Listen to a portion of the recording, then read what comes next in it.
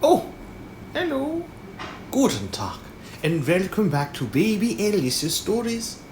We now return to A Journey to the Center of the Earth by Jules Verne.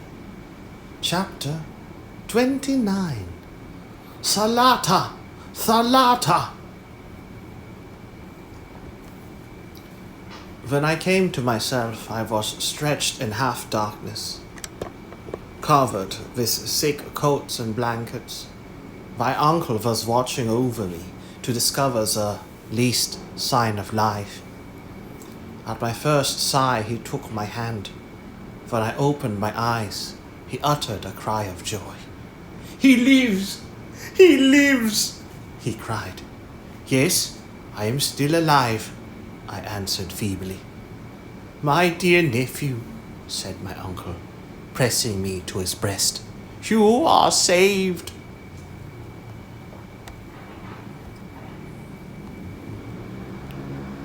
I was deeply touched with the tenderness of his manner as he uttered these words, and still more with the care with which he watched over me. But such trials were wanted to bring out the professor's tenderer qualities. At this moment Hans came.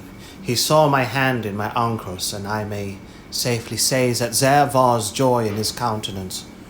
"Good Doug," said he. "How do you do, Hans? How are you? And now, uncle, tell me where we are at the present moment." "Tomorrow, Axel, tomorrow. Now you are too faint and weak. I have bandaged your head with compresses, which must not be disturbed. Sleep now, and tomorrow I will tell you all." "But do tell me, what time is it? What time it is, and what day?" "It is Sunday, the 8th of August, and it is 10 at night. You must ask me no more questions until the 10th. In truth, I was very weak, and my eyes involuntarily closed. I wanted a good night's rest, and I therefore went off to sleep, with the knowledge that I had been 4 long days alone in the heart of the earth. Next morning, on awakening, I looked around me. My couch, made up of all our traveling gear, was in a charming grotto, adorned with splendid stalactites, and the soil of which was a fine sand. It was half light. There was no torch, no lamp, yet certain mysterious glimpses of light came from without through a narrow opening in the grotto. I heard, too, a vague and indistinct noise, something like the murmuring of waves breaking upon a shingly shore, and at times I seemed to hear the whistling of wind. I wondered whether I was awake, whether I dreaming, whether my brain, crazed by my fall, was not affected by imaginary noises. Yet neither eyes nor ears could be so utterly deceived. It is a ray of daylight, I thought, sliding in through this cleft in the rock. That is indeed the murmuring of waves. That is the rustling noise of wind. Am I quite mistaken, or have we returned to the surface of the earth? Has my uncle given up this? Has my uncle given up their expedition, or is it happily terminated? I was asking myself these unanswerable questions when the professor entered. "Good morning, Axel," he cried cheerily. "I feel sure you are better." "Yes, I am indeed," said I, sitting up on my couch. "You can hardly fail to be better, for you have slept quietly. Hans and I have watched you by turns, and we have noticed you were evidently recovering." "Indeed, I do feel a great deal better, and I will give you a proof of that presently if you will let me have my breakfast. You shall eat, lad. The fever has left you.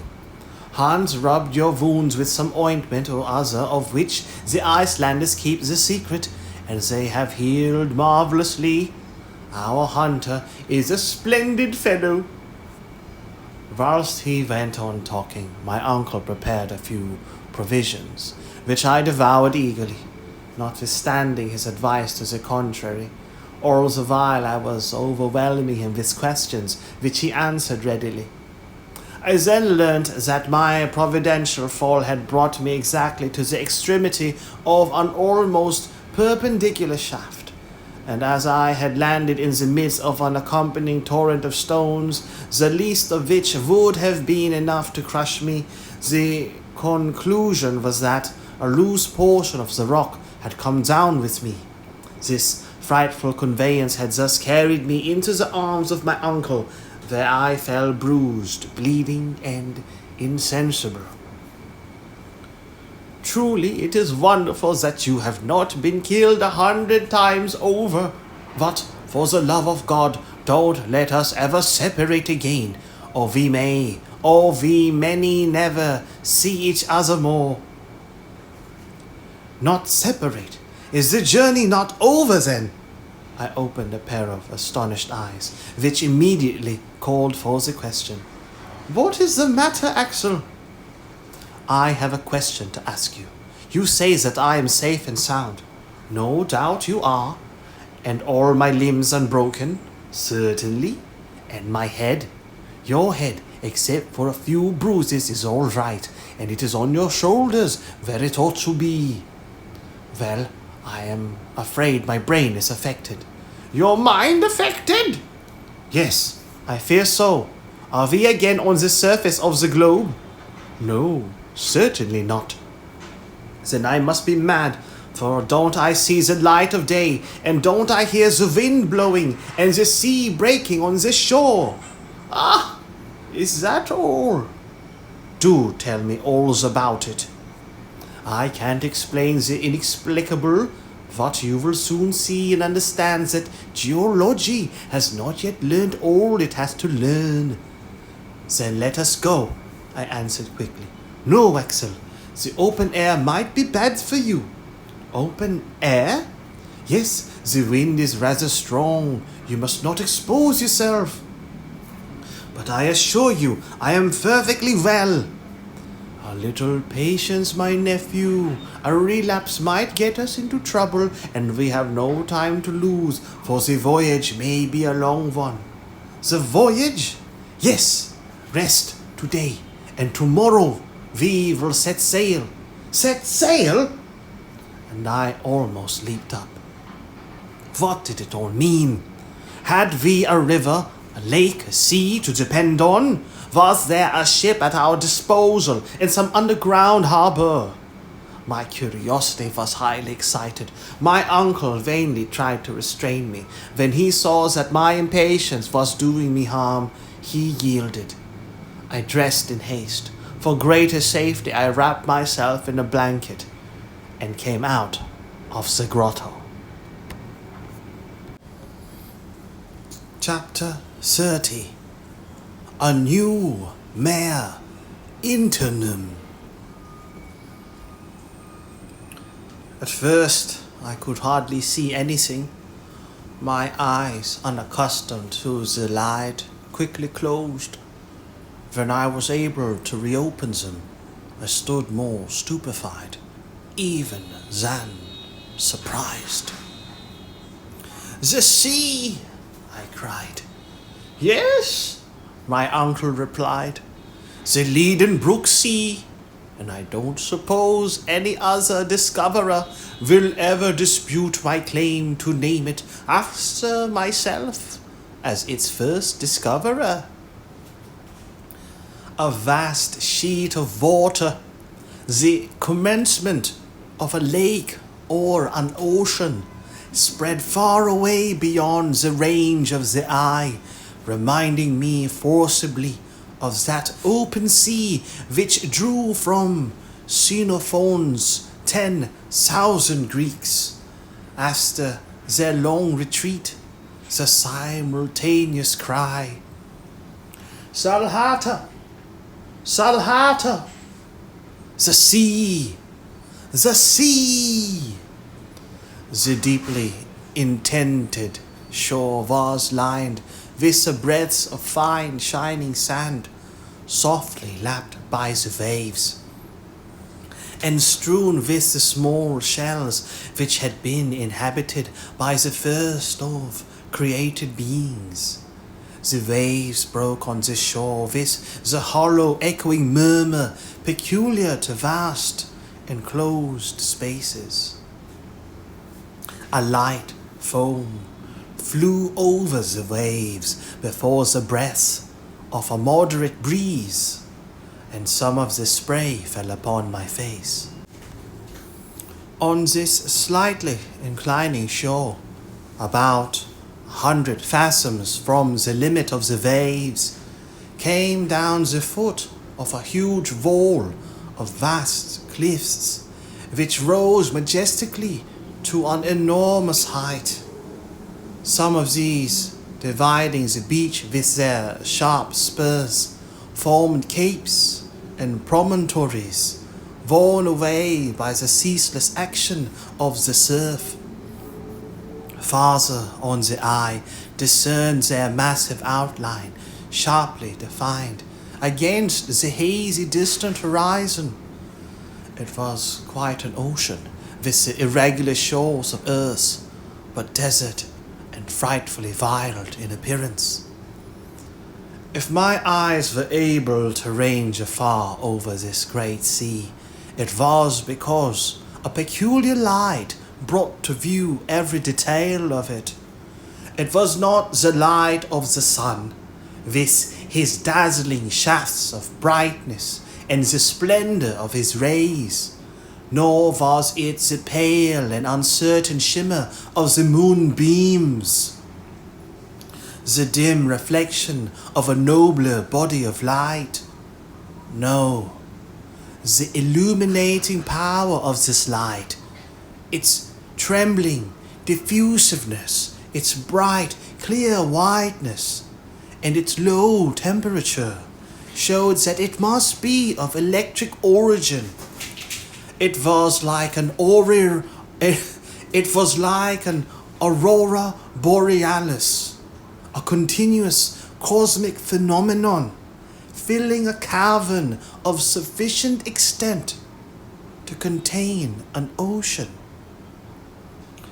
The vault that spanned the space above, the sky, if it could be called so, seemed composed of vast plains of cloud, shifting and variable vapors, which by their condensation must at certain times fall in torrents of rain. I should have thought that under so powerful a pressure of the atmosphere there could be no evaporation, and yet under a law unknown to me, there were broad tracts of vapor suspended in the air. But then the weather was fine. The play of the electric light produced singular effects upon the upper strata of cloud. Deep shadows reposed upon their lower wreaths, and often, between two separate fields of cloud, there glided down a ray of unspeakable luster. But it was not solar light, and there was no heat. You see, the general effect was sad, supremely melancholy. Instead of the shining firmament, spangled with its innumerable stars, shining singly or in clusters, I felt that all these subdued and shaded fights were ribbed in by vast walls of granite, which seemed to overpower me with their weight, and that all this space, great as it was, would not be enough for the march of the humblest of satellites. Then I remembered the theory of an English captain who likened the earth to a vast hollow sphere, in the interior of which the air became luminous because of the vast pressure that weighed upon it, while two stars, Pluto and Proserpine, rolled within upon the circuit of their mysterious orbits. We were, in reality, shut up inside an immeasurable excavation. Its width could not be estimated, since the shore ran, widening as far as eye could reach, nor could its length, for the dim horizon bounded the new. As for its height, it must have been several leagues. Where this vault rested upon its granite base, no eye could tell, but there was a cloud hanging far above, the height of which we estimated at 12,000 feet, a greater height than that of any terrestrial vapor, and no doubt due to the great density of the air. The word cavern does not convey any idea of this immense space. Words of human tongue are inadequate to describe the discoveries of him who ventures into the deep abysses of earth. Besides, I could not tell upon what geological theory to account for the existence of such an excavation, had the cooling of the globe produced it. I knew of celebrated caverns from the description of travellers, but had never heard of any of such dimensions as this. If the grotto of Gauchara in Colombia, visited by Humboldt, had not given up the whole of the secret of its depths to the philosopher, who investigated it to the depths of 2,500 feet, it probably did not extend much further. The immense Mammoth Cave in Kentucky is of gigantic proportions, such since its vaulted roof rises 500 feet above the level of an unfathomable lake, and travelers have explored its ramifications to the extent of 40 miles. But what were these cavities compared to that in which I stood with wonder and admiration, with its sky of luminous vapors, its bursts of electric light, and a vast sea filling its bed? My imagination felt powerless before such immensity. I gazed upon these wonders in silence. Words failed me to express my feelings. I felt as if I was in some distant planet, Uranus or Neptune, and in the presence of phenomena of which my terrestrial experience gave me no cognizance.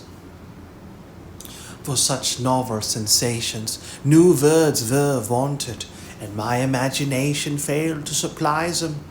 I gazed, I thought, I admired, with a stupefaction mingled with a certain amount of fear. The unforeseen nature of this spectacle brought back the color to my cheeks. I was under a new course of treatment with the aid of astonishment, and my convalescence was promoted by this novel system of therapeutics. Convalescence, time spent recovering from an illness or medical treatment, recuperation. I was under a new course of treatment with the aid of astonishment, and my convalescence was promoted by this novel system of therapeutics. Besides, the dense and breezy air invigorated me, supplying more oxygen to my lungs. It will be easily conceived that after an imprisonment of 47 days in a narrow gallery, it was the height of physical enjoyment to breathe a moist air impregnated with saline particles. I was delighted to leave my dark grotto. My uncle, already familiar with these wonders, had ceased to feel surprised. "You feel strong enough to walk a little way now?" he asked. "Yes, certainly, and nothing could be more delightful." "Well, take my arm, Axel, and let us follow the windings of the shore." I eagerly accepted, and we began to coast along this new sea. On the left, huge pyramids of rock, piled one upon another, produced a prodigious titanic effect. Down their sides flowed numberless waterfalls, which went on their way in brawling but pellucid streams. A few light vapors, leaping from rock to rock, denoted the place of hot springs, and streams followed softly down to the common basin, gliding down the gentle slopes with a soft murmur. Amongst these streams I recognized our faithful traveling companion, the Hansbach, coming to lose its little volume quietly in the mighty sea, just as if it had done nothing else since the beginning of the world. "We shall see it no more," I said with a sigh. "What matters?" replied the philosopher. "Whether this or another serves to guide us." I thought him rather ungrateful. But at that moment my attention was drawn to an unexpected sight. At a distance of 500 paces, at the turn of a high promontory, appeared a high, tufted, dense forest. It was composed of trees of moderate height, formed like umbrellas with exact geometrical outlines. The currents of wind seemed to have had no effect upon their shape, and in the midst of the windy blasts they stood unmoved and firm, just like a clump of petrified cedars. I hastened forward. I could not give any name to these singular creations. Were they some of the 200,000 species of vegetables known hitherto, and did they claim a place of their own in the lacustrine flora? No. When we arrived under their shade, my surprise turned into admiration. There stood before me productions of earth, but of gigantic stature, which my uncle immediately named. "It is only a forest of mushrooms," said he. And he was right. Imagine the large development attained by these plants, which prefer a warm, moist climate. I knew that the Lycopodon giganteum attains, according to a Bulliard, a circumference of 8 or 9 feet. But here were pale mushrooms, 30 to 40 feet high, and crowned with a cap of equal diameter. There they stood in thousands. No light could penetrate between their huge cones, and complete darkness reigned beneath those giants. They formed settlements of domes, placed in close array like the round, thatched roofs of a central African city. Yet I wanted to penetrate further underneath, though a chill fell upon me as soon as I came under those circular vaults. For half an hour we wandered from side to side in the damp shades, and it was a comfortable and pleasant change to arrive once more upon the seashore. But the subterranean vegetation was not confined to these fungi. Further on rose groups of tall trees of colorless foliage and easy to recognize. They were lowly shrubs of earth, here attaining gigantic size, lycopodiums 100 feet high, the huge sigillaria found in our coal mines, tree ferns as tall as our fir trees in northern latitudes, Lepidodendra, with cylindrical forked stems, terminated by long leaves and bristling with rough hairs like those of the cactus. Wonderful, magnificent, splendid, cried my uncle. Here is the entire flora of the second period of the world, the transition period. These humble garden plants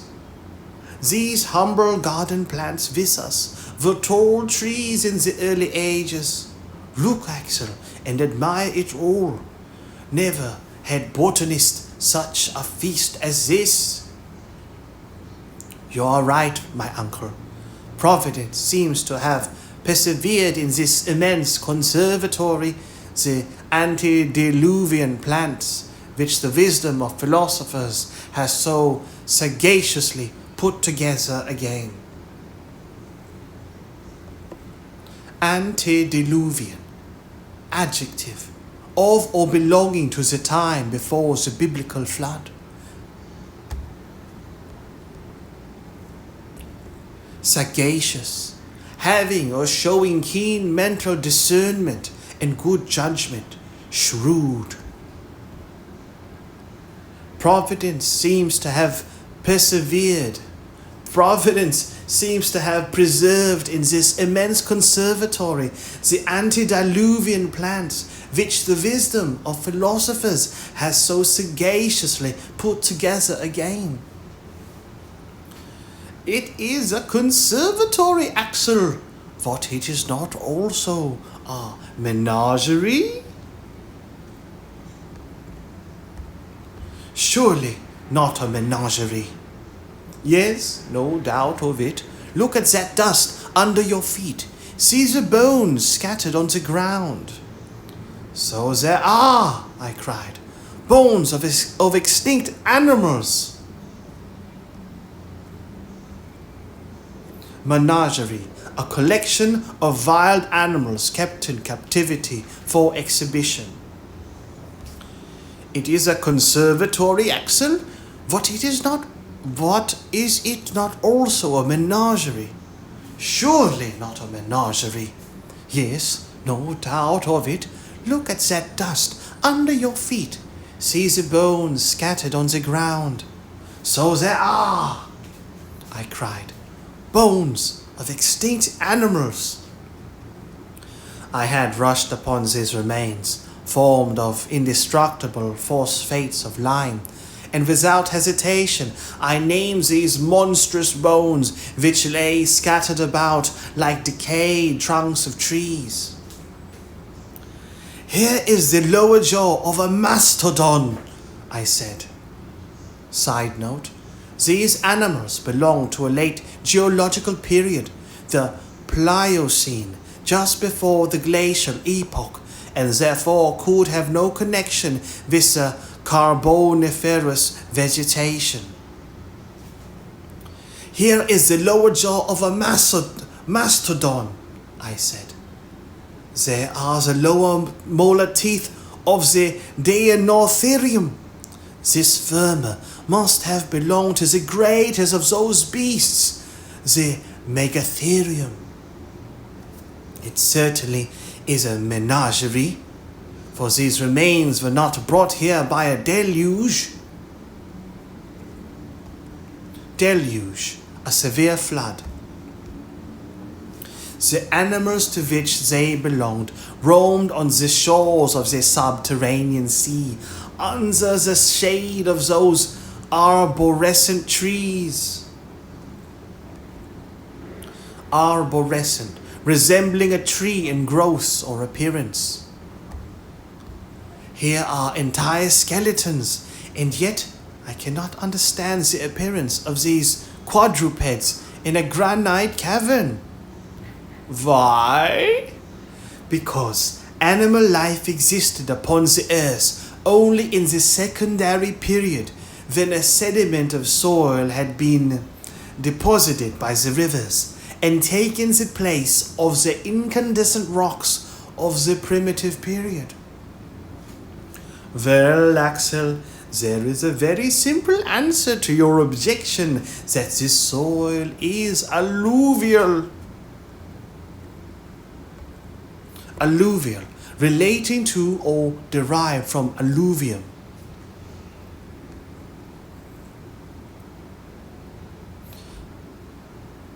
Rich alluvial soils. What? At such a depth below the surface of the earth? No doubt, and there is a geological explanation of the fact. At a certain period, the earth consisted only of an elastic crust or bark, alternately acted on by forces from above or below, according to the laws of attraction and gravitation. Probably there were subsidences of the outer crust when the portion of the sedimentary deposits was carried down sudden openings. That may be, I replied. What if there have been creatures now extinct in these underground regions? Why may not some of those monsters be now roaming through these gloomy forests, or hidden behind the steep crags? And as this unpleasant notion got hold of me, I surveyed with anxious scrutiny the open spaces before me, but no living creature appeared upon the barren strand. I felt rather tired and went to sit down at the end of a promontory. Promontory, a point of high land that juts out into a large body of water, a headland. I felt rather tired and went to sit down at the end of a promontory, at the foot of which the waves came and beat themselves into spray. Thence my eye could sweep every part of the bay. Within its extremity, a little harbour was formed between the pyramidal cliffs. Pyramidal, resembling a pyramid in shape, relating to or denoting a tract of motor nerves within the pyramid of the medulla oblongata. Pyramidal. Pyramidal.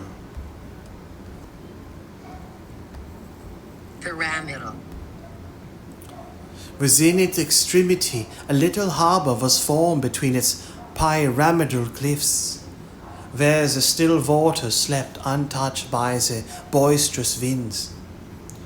A brig and 2 or 3 schooners might have moored within it in safety. I've almost fancied I should presently see some ship issue from it, full sail, and take to the open sea under the southern breeze. But this illusion lasted a very short time. We were the only living creatures in this subterranean world. Then the wind lulled, a deeper silence than that of the deserts fell upon the arid, naked rocks, and weighed upon the surface of the ocean. I then desired to pierce the distant haze, and to rend asunder the mysterious curtain that hung across the horizon. Anxious queries arose to my lips. Where did that sea terminate? Where did it lead to? Should we ever know anything about its opposite shores? My uncle made no doubt about it at all. I both desired and feared. After spending an hour in the contemplation of this marvelous spectacle, we returned to the shore to regain the grotto, and I fell asleep in the midst of the strangest thoughts. Chapter 31. Preparations for a voyage of discovery. The next morning I awoke feeling perfectly well. I thought a bath would do me good.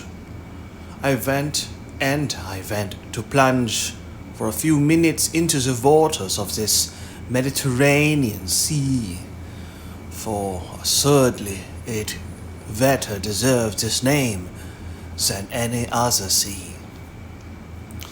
I came back to breakfast with a good appetite. Hans was a good caterer for our little household. He had water and fire at his disposal, so that he was able to vary our bill of fare now and then. For dessert, he gave us a few cups of coffee, and never was coffee so delicious. "Now," said my uncle, "now is the time for high tide, and we must not lose the opportunity to study this phenomenon." "What? The tide?" I cried. "Can the influence of the sun and moon be felt down here?" "Why not? Are not all bodies subject throughout their mass to the power of universal attraction?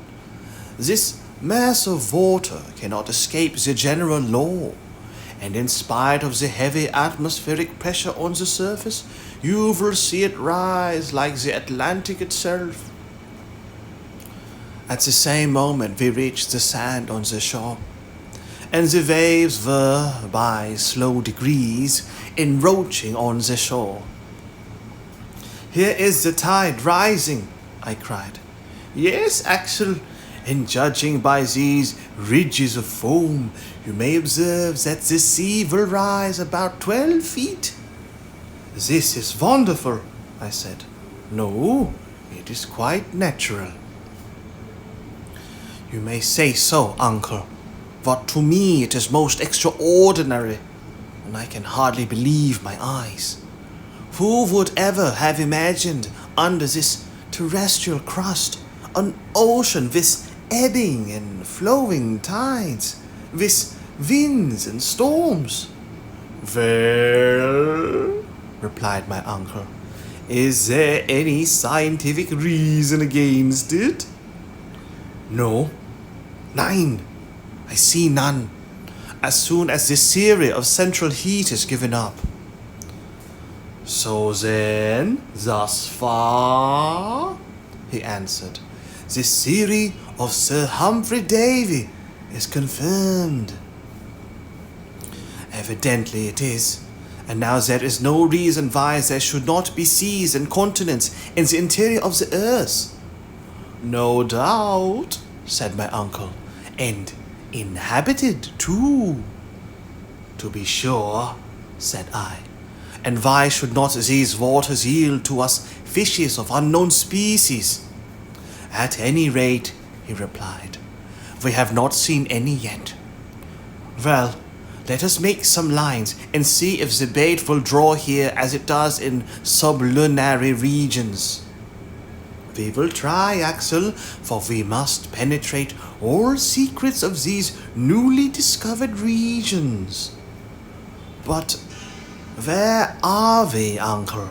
For I have not yet asked you that question, and your instruments must be able to furnish the answer." "Horizontally, 350 leagues from Iceland." "So much as that? I am sure of not being a mile out of my reckoning. And does the compass still show southeast?" "Yes, da, with a westerly deviation of 19 degrees 45 minutes, just as above ground. As for its dip, a curious fact is coming to light, which I have observed carefully, that the needle, instead of dipping towards the pole as in the northern hemisphere, on the contrary, rises from it."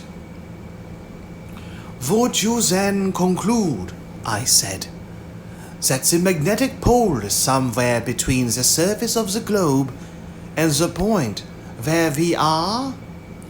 "Exactly so, Axel, and it is likely enough that if we were to reach the spot beneath the polar regions, about that 71st degree where Sir James Ross has discovered the magnetic pole to be situated, we should see the needle point straight up. Therefore, that mysterious center of attraction is at no great depths. I remarked. It is so, and here is a fact which science has scarcely suspected. Science, my lad, has been built upon many errors, but there are errors which it was good to fall into, for they led to the truth. What depths have we now reached? We are 35 leagues below the surface. So, I said, examining the map, the highlands of Scotland are over our heads, and the Grampians are raising their rugged summits above us. Yes, answered the professor, laughing. It is rather a heavy weight to bear. What a solid arch spans over our heads. The great architect has built it of the best materials, and never could man have given it so wide a stretch. What are the finest arches of bridges and the arcades of cathedrals compared with this far-reaching vault with a radius of 3 leagues, beneath which a wide and tempest-tossed ocean may flow at its ease?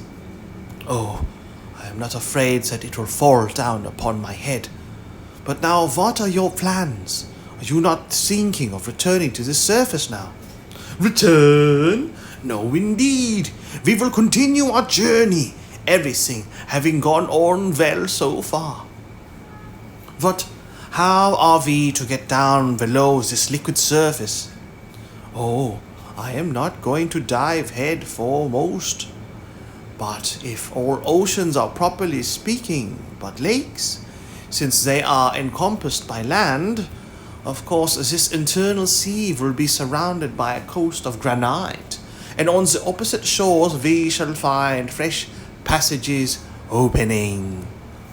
How long do you suppose this sea to be?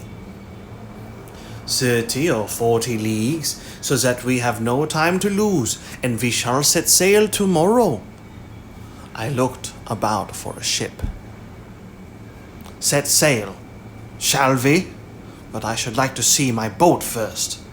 It will not be a boat at all, but a good, well-made raft. Why, I said, a raft would be just as hard to make as a boat, and I know you don't see, but you might hear if you would listen. Don't you hear the hammer at work?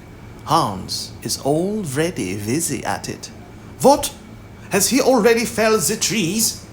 Oh, the trees were already down. Come, and you will see for yourself, young Axel. After half an hour's walking on the other side of the promontory, which forms a little natural harbour, I perceived Hans at work. In a few more steps I was at his side. To my great surprise, a half-finished raft was already lying on the sand, made of a peculiar kind of wood and a great number of planks. Straight and bent and of frames were covering the ground, enough almost for a little fleet. Uncle, what wood is this? I cried. It is fir, pine or birch, and other northern coniferae, mineralized by the action of the sea. It is called surturbrand, a variety of brown coal or lignite found chiefly in Iceland.